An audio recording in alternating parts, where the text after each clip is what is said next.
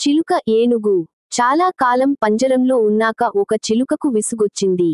చాలా కష్టాలు పడ్డతరువాత అది పంజరంలోంచి తప్పించుకొని అడవికి చేరింది. అడవిలో దొరికే తీయని పండ్లు తింటూ, తన ఇష్టం వచ్చినట్లు చెట్లమీద గెంతుతూ కొన్నాళ్లు ఆనందంగా గడిపింది. ఒక పెద్ద చెట్టు కింద కాళ్లు బోర్లాచాపి పడుకున్న ఏనుగు ఒకటి ఆ చిలుకకు కనిపించింది ఒకనాడు. ఆ వెంటనే చిలుకకు ఒక చిలిపి కోరిక పుట్టింది. ఎలాగైనా ఆ ఏనుగు నిద్ర చెడగొట్టాలనుకుంది. వెంటనే చెట్టుమీద నుండి రివ్వున కిందకి ఎగిరి తన ముక్కుతో ఏనుగు మూపురం మీద పొడిచింది.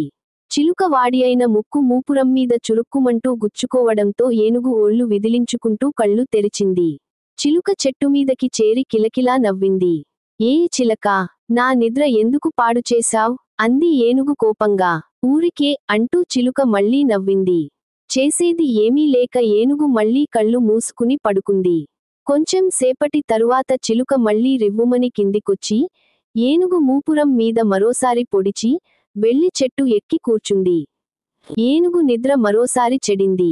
ఈసారి ఏనుగు, ఏ చిలకా, నీకేం పనిలేదా? అంటూ కోపంగా ఘీంకరించింది. కాని చిలుక మరో 2-3 సార్లు అలాగే చేసింది.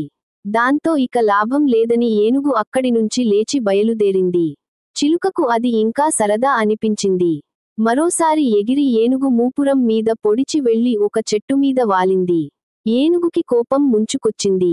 చిలుకకు ఎలాగైనా బుద్ధి చెప్పాలని నిర్ణయించుకొని, అక్కడికి దగ్గరలో ఉన్న చెరువులోనికి దిగి తన తల, మూపురం తప్ప మిగిలిన శరీరమంతా నీటిలో ముంచింది. అది చూసిన చిలుకకు మరింత ఉత్సాహమనిపించింది. అది అనుకుంది, ఆహా, నాకన్నా 1000 రెట్లు బలమైన ఏనుగు కూడా నా దెబ్బకు భయపడిపోయి, వెళ్లి నీళ్లలో దాక్కున్నది చూడు అని. ఊ, ఈ పిరికి ఏనుగుకి మరోసారి నా దెబ్బ చూపిస్తా, అనుకొని అది రివ్వున ఎగిరి ఏనుగు మూపురం మీద వాలి దాన్ని పొడవబోయింది. కాని చిలుక అలాగే చేస్తుందని ముందుగా ఊహించిన ఏనుగు అప్పటికే తన తొండంలో నింపుకున్న నీటిని ఉఫ్ మంటూ చిలుక మీదికి చిమ్మింది. ఆ నీటి తాకిడికి ఉక్కిరి బిక్కిరి అయిన చిలుక, ఇక ఎగరలేక, ఆ చెరువులో పడి గిలగిలా కొట్టుకున్నది. దయగల ఏనుగు దాన్ని చూసి జాలిపడి దానిని ఒడ్డుమీదికి విసిరేసింది. చిలుకకు ఇక బుద్ధి వచ్చింది. తనను క్షమించమని అది ఏనుగును వేడుకొన్నది. ఏనుగు గంభీరంగా చిరునవ్వు నవ్వి, తన దారిన తను వెళ్ళిపోయింది.